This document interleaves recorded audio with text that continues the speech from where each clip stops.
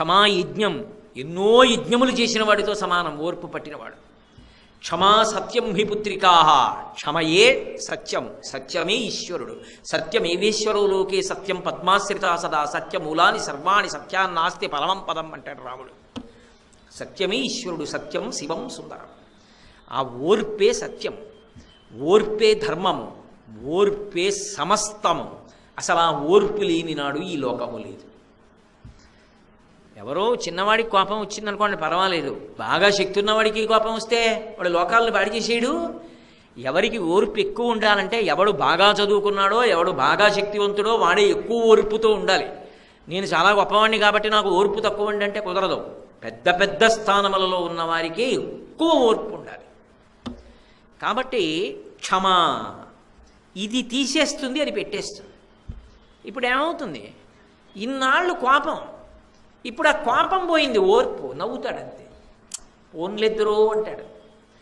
అది ఒక నాటకం, అలా జరుగుతుంటాయి లోకంలో అంటాడు అని తన కర్తవ్యంలో తాను ఉంటాడు.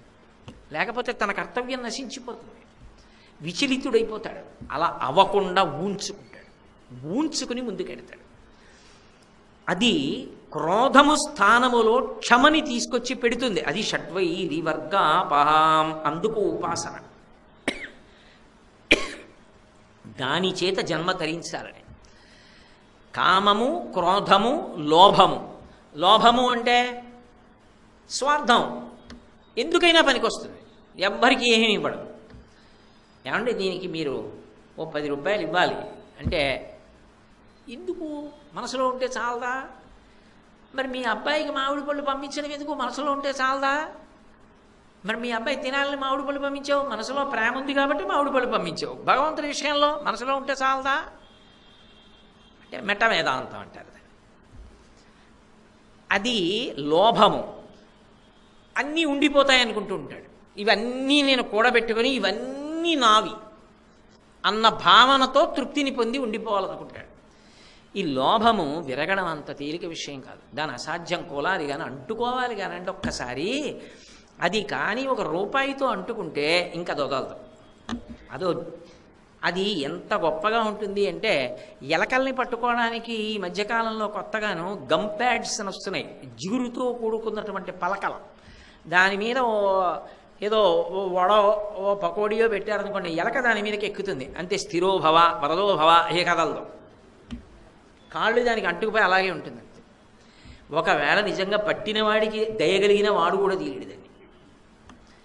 అది ఎలా పట్టేసుకుంటుందో లోభం అలా పట్టేసుకుంటుంది. దాన్ని విరగొట్టడం అన్నది అంత తేలిక విషయం కాదు.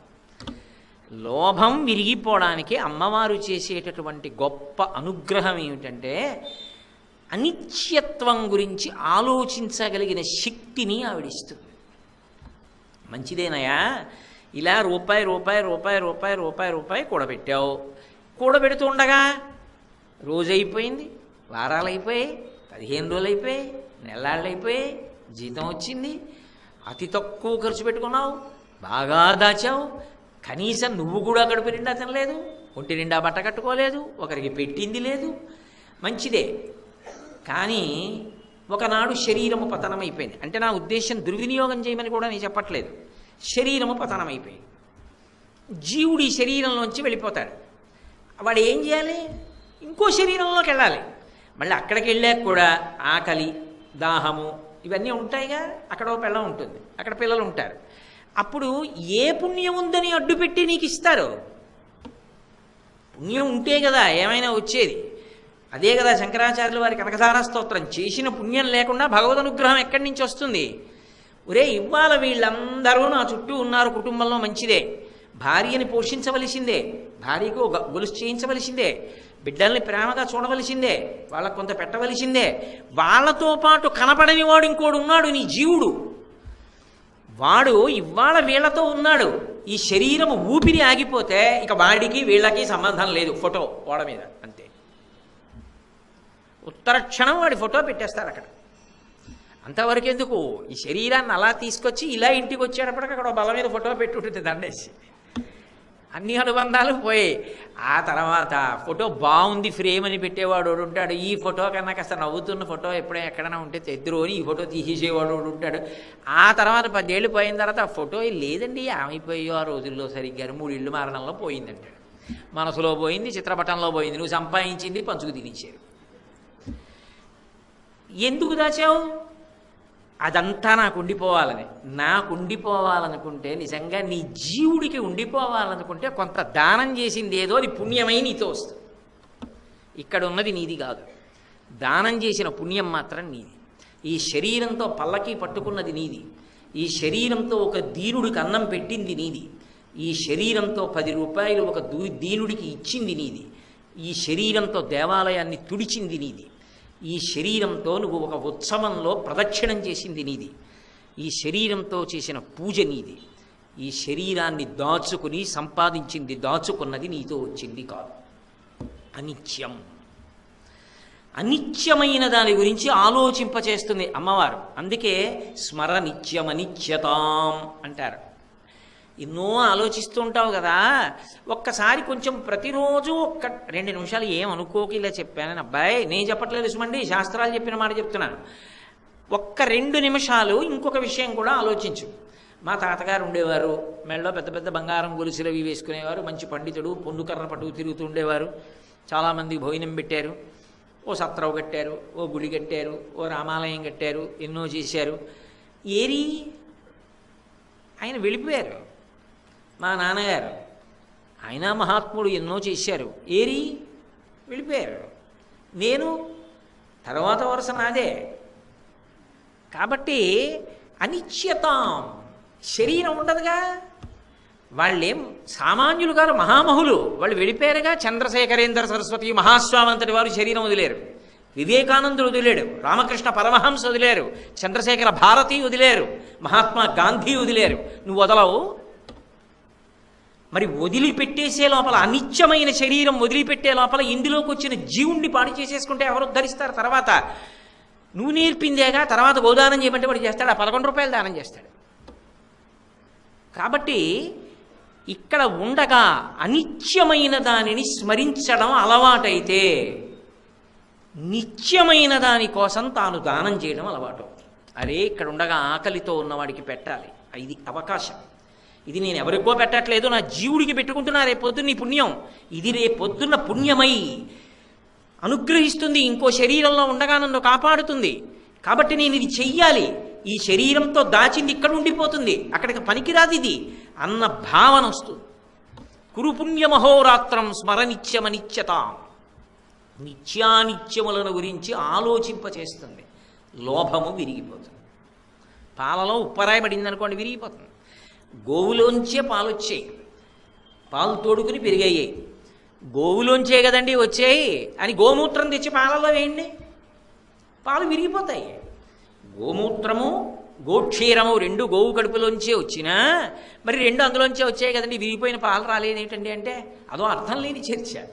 అంతేగాని ఆ గోమూత్రం తెచ్చి గోక్షీరంలో పోస్తానంటే పాలు విరిగిపోతాయి. కాబట్టి మనిషి ఇక్కడ ఉండగా ఈ శరీరము అనిత్యము, ఎంతకాలం ఉంటుంది తెలియదు కదా. తెలియనప్పుడు ఇది ఉండగా నువ్వు చేసుకో, లేకపోతే పాడవుతావు. లోభము విరగడానికి ఆమె నిత్యానిత్య స్మరణము చేయిస్తుంది, ఆ భావన లోపలికి వస్తుంది. అది త్యాగముతో బ్రతకడానికి కారణమవుతుంది. నీకు ఉంది కాబట్టి పెట్టంటే ఎవరు పెడతాడు? నీకు ఉంది కాబట్టి పెట్టంటే నాకు ఉంది నిజమే సంపాదించుకో, నువ్వు సంపాదించుకో అంటాడు. కాదయా, పెట్టుకుంటే తరిస్తావు, నీ జీవుడు తరిస్తాడు, అందుకు పెడతాడు. అందుకు కళ్యాణ మంటపం కడతాడు, అందుకు ఓ 10 మంది పేద పిల్లలకి పెళ్ళిళ్ళు చేస్తాడు, ఓ 50 మందిని చదివిస్తాడు, ఓ 100 మందికి అన్నం పెడతాడు. ఎందుకు చేస్తాడు? తన జీవుడు తరించాలి. లోభము విరిగేటట్టు చెయ్యగలిగినది ఆ తల్లియే. షడ్వైరివర్గాపహాం, కామ క్రోధ లోభ మద. మదం అంటే గర్వం, అహంకారం. అయిందానికి కాందానికి ఇలా అంటుంటాడు. నేను ఎవరో తెలుసా మీకు అంటుంటాడు. నేనెవరో తెలుసా మీకు అని ఇలా చూపిస్తుంటాడే. అలా అన్నప్పుడల్లా సాధారణ, అంటే మీ బోట్ల గురించి నేను మాట్లాడటం లేదు, మీరు పెద్దలు, అటువంటి లక్షణం లేనివారు, నా బోటిగాడి గురించి చెప్తున్నది. మీరెవరు వేసుకున్నారు ఇలా చక్కగా వింటున్నారు, నేనేగా ఇలా ఇలా అంటున్నది, ఇలా అంటుంటాడు. ఇలా అన్నప్పుడల్లా ఏం చెప్తాడు అంటే, నేను తెల్లగా ఉంటాను, నేను పొడవుగా ఉంటాను, నాకు 10 పద్యాలు వచ్చు, నేను 1 గంటన్నర మాట్లాడతాను. ఇవన్నీ తనకి ఉన్నటువంటివి ఏవో గుణములను గురించి చెప్పి తన యందు ఆపాదించుకుని నేను అవి, అందుకని నేను గర్వపడుతూ ఉంటాను. అమ్మవారు ఏం చేస్తుందంటే, నువ్వు గర్వపడడానికి కారణమైనది ఏదుందో అది అనిత్యమని జ్ఞాపకం చేస్తుంది. మాకురు ధనజన యవ్వన గర్వం హరతి నిమేషత్కాల సర్వం మాయామయమిదమఖిలం హిత్వా బ్రహ్మపదం త్వం ప్రవిశ విదిత్వా అంటారు శంకర భగవత్పాదుడు. అన్నింటికీ తలో విరుగుడు అక్కర్లేదు, కాలం ఒక్కటి చాలు అన్నిటినీ విరిచేస్తుంది. 30 ఏళ్ల క్రితం ఎంత అందగాడు, ఇప్పుడు కూర్చుంటే లేవలేడు, ఒళ్ళంతా ముడతలు పడిపోయి. ఒకప్పుడు పుస్తకం అక్కర్లేదు, ఎన్ని విషయాలు మాట్లాడేవాడు. ఇప్పుడు ఒక శ్లోకం చెప్పడానికి మొదటి పాదం చెప్పి 2వ పాదం తడువుకుంటాడు. ఏది ఆ స్ఫురణ శక్తి పోయింది. తను చదువుకున్నవే ఏవి జ్ఞాపకానికి రావట్లేదు, మరిచిపోతాడు అన్నీ. తాళం చెవులు ఇలా తీసి అలా పెడతాడు, ఎక్కడ పెట్టాడో మరిచిపోయాడు, పద్యాలు మరిచిపోయాడు, శ్లోకాలు మరిచిపోయాడు. ఇలా పంచాంగంలో తిరిగి చూసి ఆ తిరిగి చెప్పపోయి మళ్ళీ పంచాంగం తీసి చూస్తుంటాడు. విష్ణు సహస్రనామం చెప్పలేడు. ఎందుకని?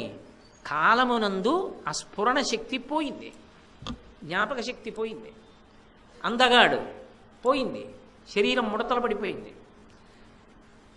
గొప్ప అధికారి 60 ఏళ్ళు వచ్చాయి, దండేసి పంపించేశారు, మాజీ పోయింది.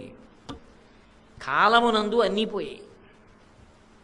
నీకు ఏది ఉన్నదని నువ్వు అనుకున్నావో అది కాలమునందు పరిమితంగా కొంతకాలమే ఉంటుంది.